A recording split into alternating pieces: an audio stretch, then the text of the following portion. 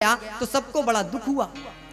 सब सांत्वना देने राजा परीक्षित को आते हैं। राजा परीक्षित कहता है, सिर्फ एक ही प्रश्न पूछता है कि जिसकी मृत्यु निकट हो उस मानव को क्या करना चाहिए। राजा परीक्षित को कोई भी हल नहीं दे पा रहा है। क्यों?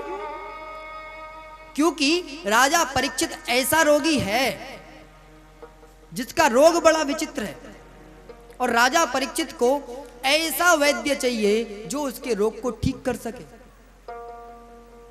यदि शुगर का मरीज है तो डॉक्टर भी शुगर वाला ही चाहिए, कैंसर का डॉक्टर चाहिए यदि किसी को कैंसर है तो। अलग अलग प्रकार के वैद्य हैं। राजा परीक्षित को कोई यह नहीं बता पा रहा कि उसकी मुक्ति का उपाय क्या है।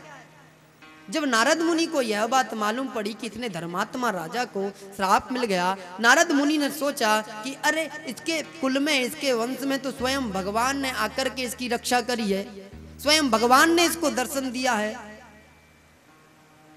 यदि भगवान के दर्शन करने के बाद में भी यह नरक के अंदर जाता है तो इससे बड़ा अभागा कौन होगा। और नारद मुनि कहते हैं कि राजा परीक्षित की तो कोई गलती भी नहीं है, क्या करा जाए। अब तो महाराज नारद मुनि कहते हैं कि राजा परीक्षित को ऐसे वैद्य की आवश्यकता है जिसने राजा परीक्षित की तरह ही ज्ञान प्राप्त किया हो, क्योंकि राजा परीक्षित ने भी गर्भ के अंदर भगवान का ज्ञान प्राप्त किया है, भगवान से।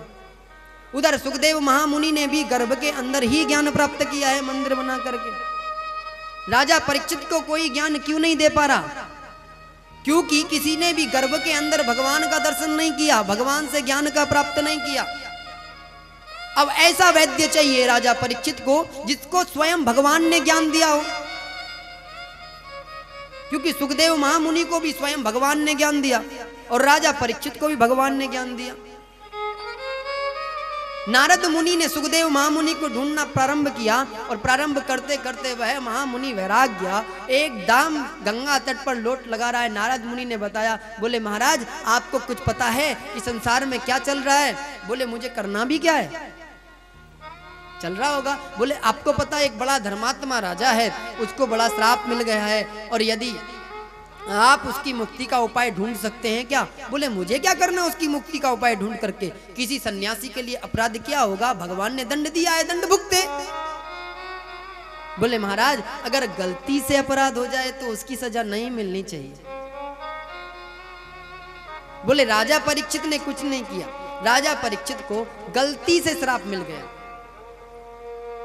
बोले आप मुक्ति का उपाय उसकी ढूंढिएगा, वह आपकी ही तरह भगवान का भक्त है, उसके कुल में स्वयं भगवान आए हैं, भगवान ने स्वयं उसका नामकरण संस्कार किया है, कृपा करके आप उसे बचा लीजिएगा। बहुत मेहनत करनी पड़ी नारद मुनि को सुखदेव महामुनि को मनाने के लिए, और अचानक से सुखदेव महामुनि को मनाते हुए महाराज सुखदेव महामुनि एकदम उठ गए।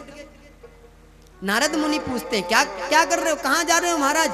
बोले कहीं नहीं, राजा परीक्षित की मुक्ति कराने जा रहा हूं। तत्र भवद भगवान व्यासपुत्रो यद्रक्षयागामटमानुपेक्ष्य अलिख्यलिंगो निजलाभतुष्टो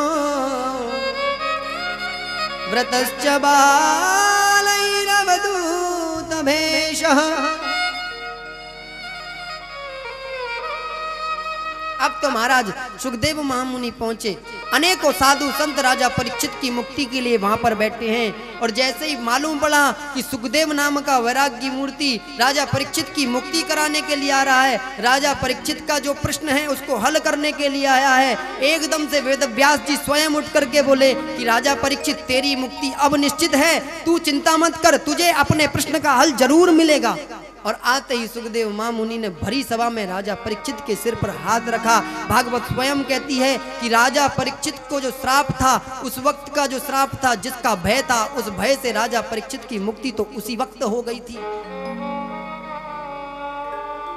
अब राजा परीक्षित एकदम से पूछते हैं सुखदेव महामुनि से, अथ प्रक्षामि संसिद्धिम योगिनां परमं गुरु पुरुषस्य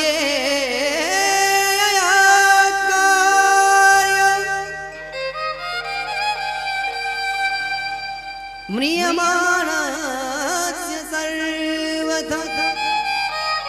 हे महाराज, यदि मानव की मृत्यु नजदीक हो तो उसको क्या करना चाहिए? सुखदेव महामुनि उत्तर देते हैं राजा परीक्षित को, तस्वा सर्वात्मना राजन हरिणा बंधुरूपिणा श्रोतव्य कीर्तितव्यश्च स्मृत्यो भगवान नृणाम्। जिस व्यक्ति की मृत्यु नजदीक हो उसे परमात्मा के नाम का जाप निरंतर करना